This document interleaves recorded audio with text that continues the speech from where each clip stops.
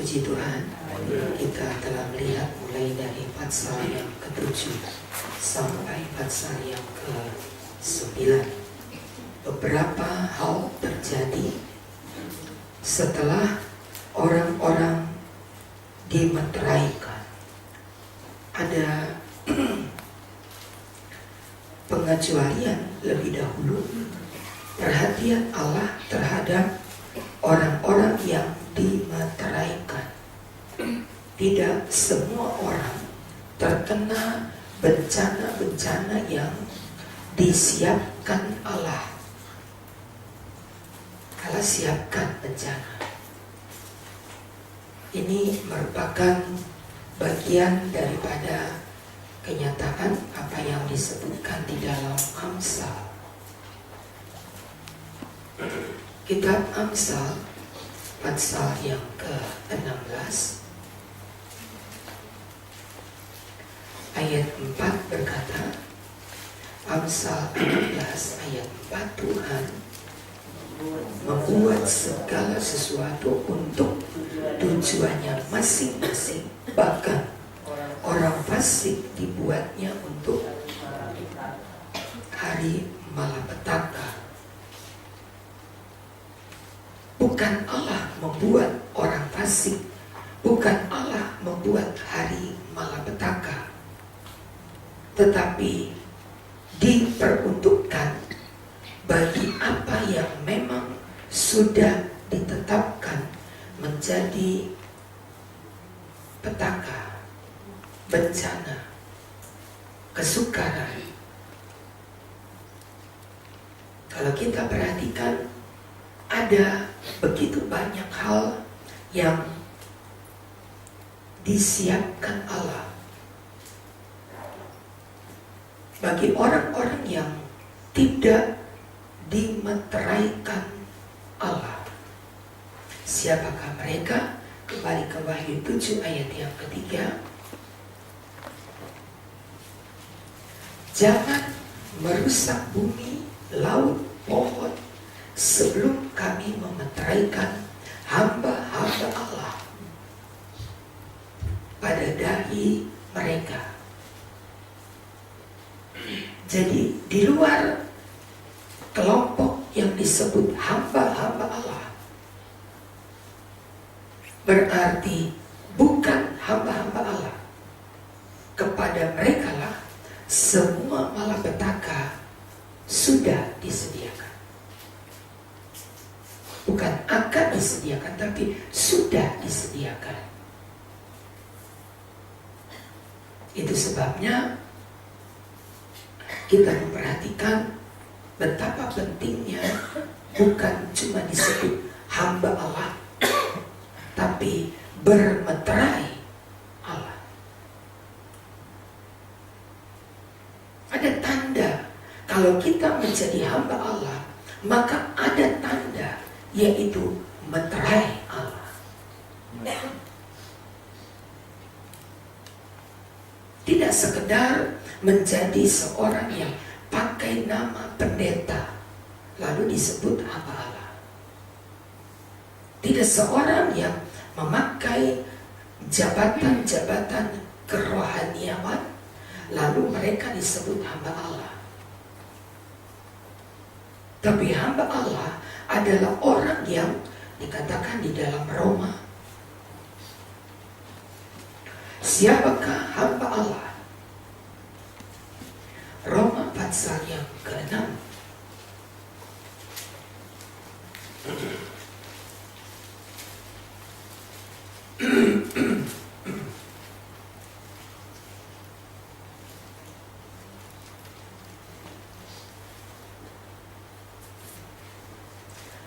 Roma pasal yang ke-6 ayat 17.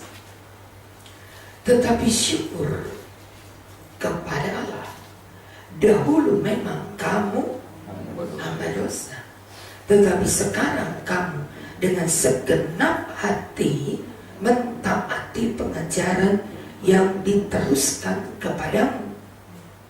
Kamu telah dimerdekakan dari dosa dan menjadi hamba kebenaran.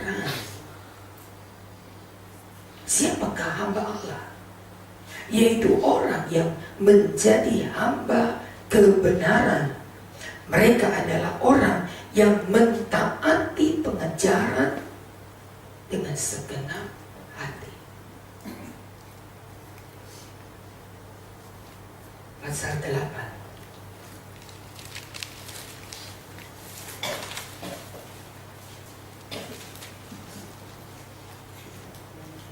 Ayat yang ke-15.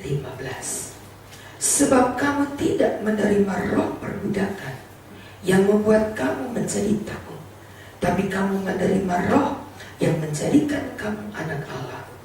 Oleh roh itu kita berseru, Aba, ya Bapa. Hamba Allah yang dimeteraikan adalah orang yang taat. Yang dimeteraikan adalah orang yang menjadi hamba kebenaran. Yang dimeteraikan adalah orang-orang, jadi tidak semua, tapi orang yang dimeteraikan adalah orang yang taat kepada setiap firman yang disampaikan kepada mereka. Orang yang melakukan kata taat itu bukan cuma mendengar, tapi juga melakukan firman Allah. Untuk mereka, bencana itu ditahan lebih dulu. Untuk mereka, bencana-bencana itu ditahan, tidak dilaksanakan dulu. Jangan merusak bumi, laut, pohon sebelum kami memeteraikan hamba Allah. Jadi saudara melihat betapa pentingnya meterai dimiliki oleh setiap hamba Allah. Betapa pentingnya. Berapa jumlahnya? Ayat yang ke-9.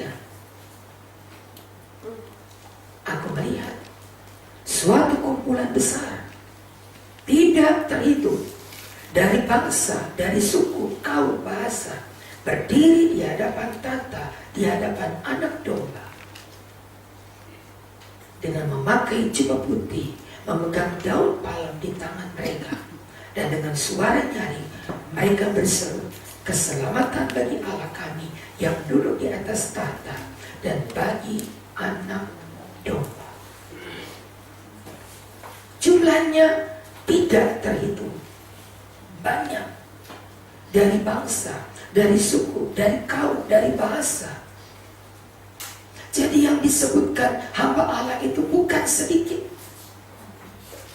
Ada gerakan akhir zaman di mana orang-orang menyadari kebutuhan akan meterai Allah. Ada kesadaran di mana orang-orang mengejar meterai. Bukan sedikit. Ketika saudara tidak menghiraukan pentingnya meterai, ada orang lain yang sangat butuh akan meterai. Ketika saudara berkata, aku gak perlu meterai, yang penting aku percaya Tuhan Yesus dan aku selamat, tidak cukup. Yang penting adalah apakah engkau dimeteraikan. Apakah kita punya tanda? Meterai adalah satu tanda yang berjaminan, satu tanda yang berdasarkan hukum mempunyai sebuah jaminan. Kita menulis di atas kertas putih biasa, maka tulisan, perjanjian, persepakatan, apapun yang ditulis di atas kertas putih biasa tidak berguna. Tapi ketika kita sudah bubuhi meterai 6.000, maka kertas putih itu berhukum. Pelanggaran terhadap kertas yang bermeterai itu ada hukumnya.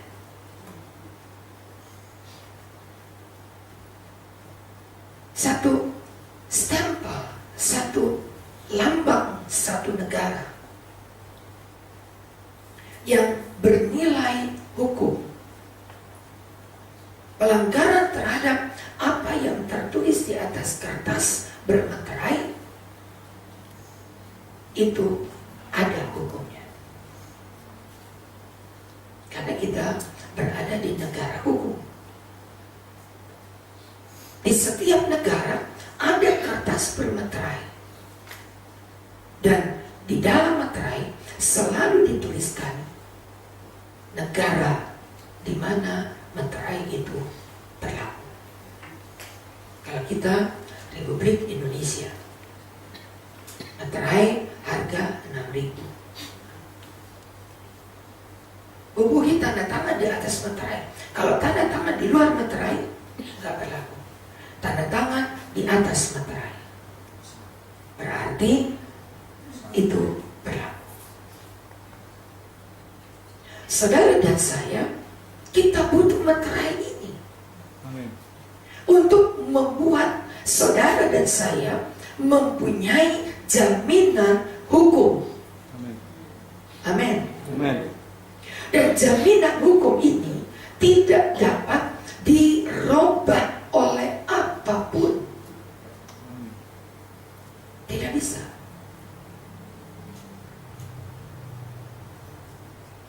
Membeli apapun ketika sudah kwitansinya ada meterai, sudah, itu bergaransi. Kita mau lakukan apa saja, kita mau buat apa saja, ingat loh, sudah ada meterainya.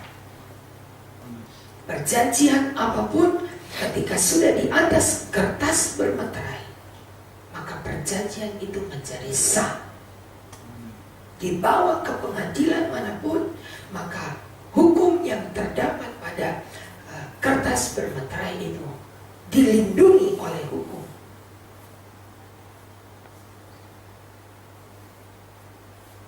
Dan ketika saudara dan saya mendapat meterai Allah yang berlaku dan berhukum Allah adalah meterai Allah, dan meterai Allah adalah Roh Kudus. Bukan kitanya yang hebat, bukan tulisannya yang hebat, bukan kitanya yang hebat, tapi meterai itu yang hebat. Meterai itu yang berjaminan. Meterai itu yang diakui di bumi, di surga, dan di bawah bumi. Hukum meterai Roh Kudus. Betapa pentingnya hukum itu berjaminan di bumi, di surga, dan di bawah bumi. Dan inilah meterai yang dikejar banyak orang. Kalau saudara tidak mengejar, jangan menyesal, karena satu hari meterai itu tidak ada lagi. Kita mau cari dengan air mata seperti apa, meterai itu tidak berlaku lagi. Tidak ada. Ada batasnya. Ada batas dia meterai itu ada. Ada saatnya meterai itu tidak ada.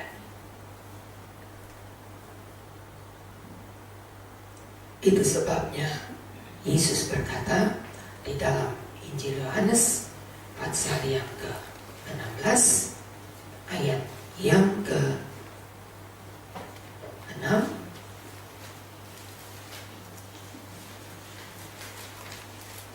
Tetapi karena aku mengatakan hal itu kepadamu, sebab itu hatimu berduka cita. 7. Namun benar yang kukatakan ini adalah lebih baik bagi kamu bila aku pergi. Sebab jika aku tidak pergi, penghibur itu tidak akan datang kepadamu. Tapi jikalau aku pergi, aku akan mengutus dia kepadamu. Kalau aku tidak pergi, maka meterai itu tidak datang. Dengan kalimat ini kita mengerti apabila dia datang, meterai itu tidak ada lagi. Jadi ada batas waktu. Dia datang hanya pada waktu Yesus pergi, tinggalkan dan ada di surga. Meterai itu datang. Tapi ketika Yesus kembali, meterai itu tidak ada lagi. Dan jangan kita mencari meterai itu pada waktu Yesus sudah datang. Tidak ada lagi meterainya. Dan kita tahu bahwa kedatangan Yesus itu tidak disaksikan oleh semua orang. Tapi kedatangan Yesus kedua kali disaksikan hanya oleh orang-orang yang sudah bermeterai.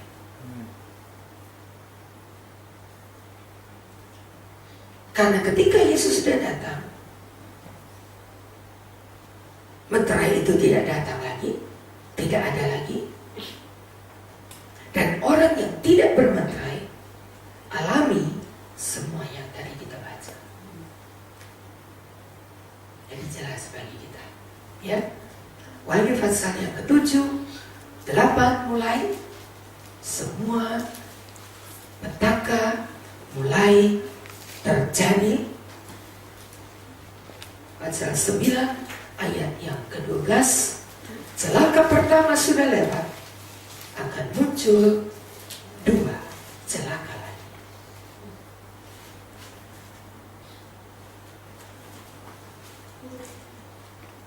Jadi jangan anggap perjalanan kita hanya perjalanan sekedar berjalan dalam pilihan masing-masing dan akan berputar dalam roda hidup yang seperti ini, yang tidak berpangkal dan tidak berujung, yang akan berjalan mengalir saja. Tidak. Kita sedang berada pada kalimat yang kedua tadi, berguna kepadamu kalau aku pergi. Hari ini bersama kita akan beribadah dalam kebaktian kenaikan Tuhan Yesus. Para penghubung Bapak dan Ibu, para koordinator Bapak dan Ibu akan latihan jam 9 pagi hari ini untuk siap ibadah sore nanti jam 5. Dan kita akan bersama beribadah dan berkata kepada diri sendiri, Yesus naik ke surga. Kesempatan bagi kita ketika Yesus naik ke surga, kesempatan bagi kita untuk mencari meterai ini. Waktunya hanya ketika Yesus ada di surga. Meterai itu diturunkan. Ketika meterai itu diturunkan, jangan ambil pikiran saudara, oh masih panjang.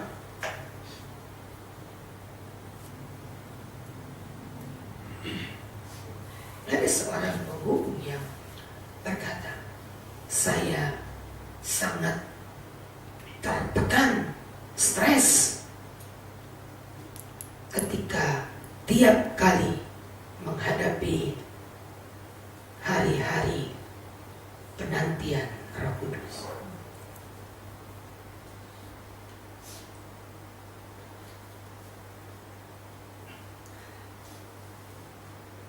Seorang penghubung berkata demikian, dan saya bingung bagaimana dia bisa jadi penghubung. Stres ketika menghadapi hari-hari penantian Roh Kudus.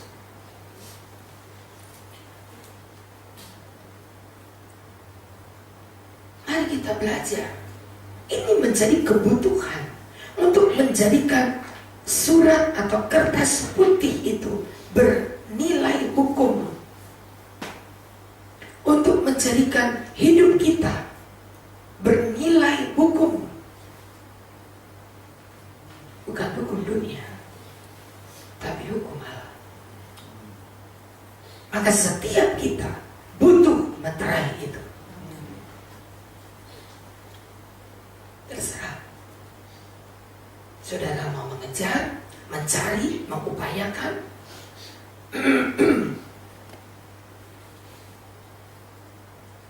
Tapi saudara harus memiliki meterai. Kata harus adalah tidak dapat dibantah, karena ini adalah peraturan Allah.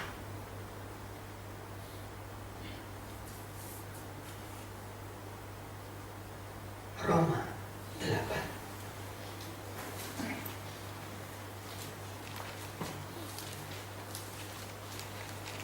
ayat 9. Roma 8 ayat 9. Tetapi kamu tidak hidup dalam daging, melainkan dalam roh, jika memang roh Allah diam di dalam kamu. Tapi jika orang tidak memiliki roh Kristus, ini hukumnya. Ia bukan milik Kristus. Ini hukum.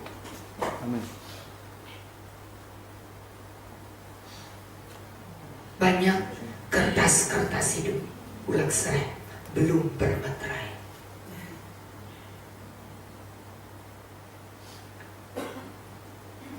Belum bernilai hukum, saudara.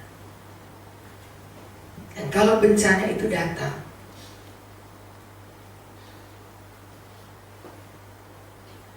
karena kertas putih dengan tulisan apa saja, tapi tidak ada meterainya, tidak berlaku. Saudara berupaya menjelaskan begini loh, ini saya dibaptiskan tahun sekian, menjadi jemaat yang setia sekian lama. Sudah melakukan A, B, C, D, dan sampai Z. Tapi materainya mana? Ya cuma itu yang belum.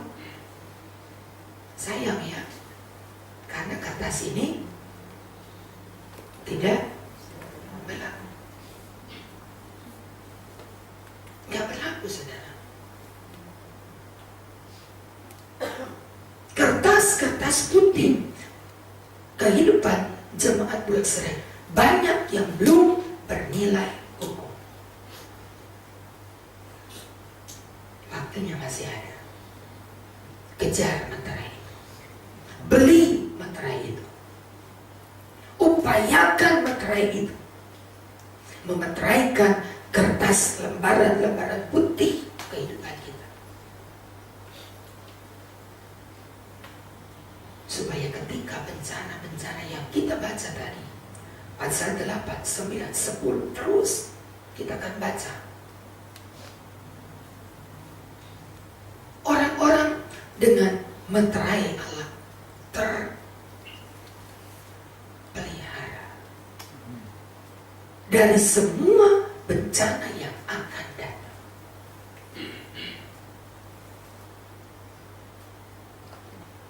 Perintah tadi, jangan lakukan perusakan apapun sebelum hamba-hambaku dimeteraikan.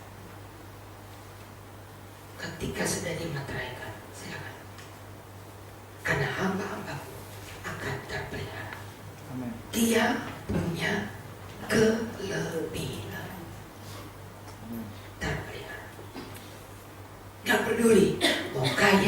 miskin, mau cantik, mau jelek, mau muda, mau tua, mau anak-anak, mau orang tua, dari suku manapun, dari bangsa manapun, dari bahasa manapun, ada kelompok yang besar jumlahnya. Saudara tidak mengejar, itu salah sendiri. Orang lain mengejar.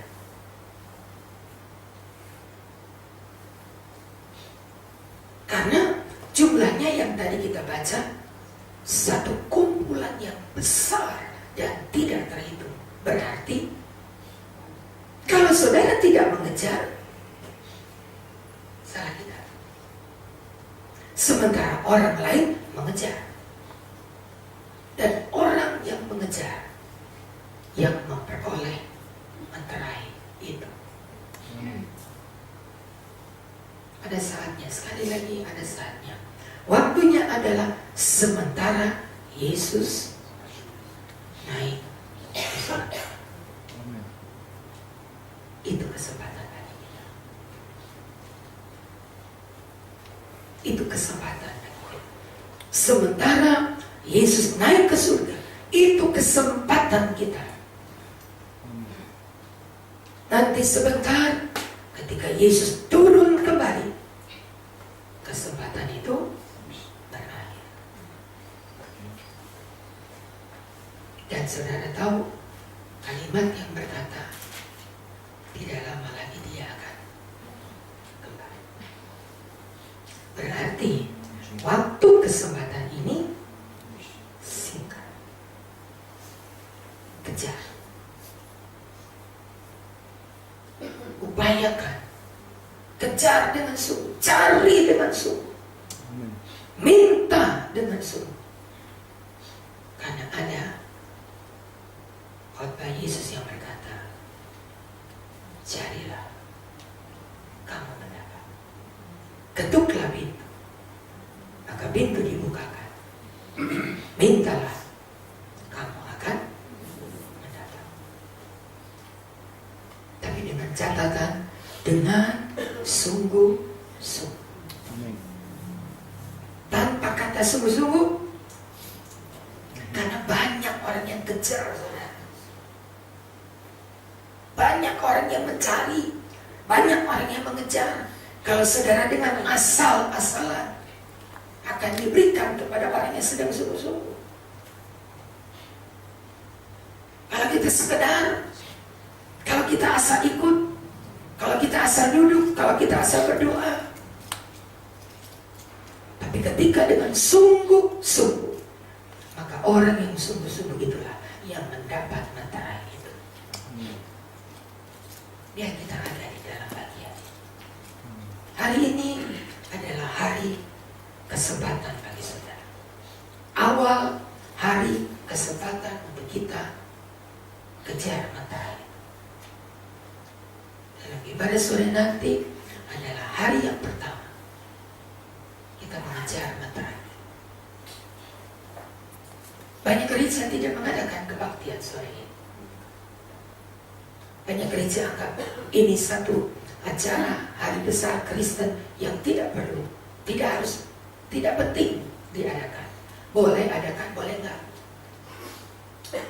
Tapi bagi saya sangat penting. Karena ini merupakan hari awal mengejar materai yang kita butuhkan. Sebab petaka itu sudah sangat dekat. Tanpa materai, petaka tiba. Tanpa materai, bencana yang kita baca menjadi bagian kita. Tapi dengan materai Allah, bencana itu lewat. Tidak menjadi bagian hamba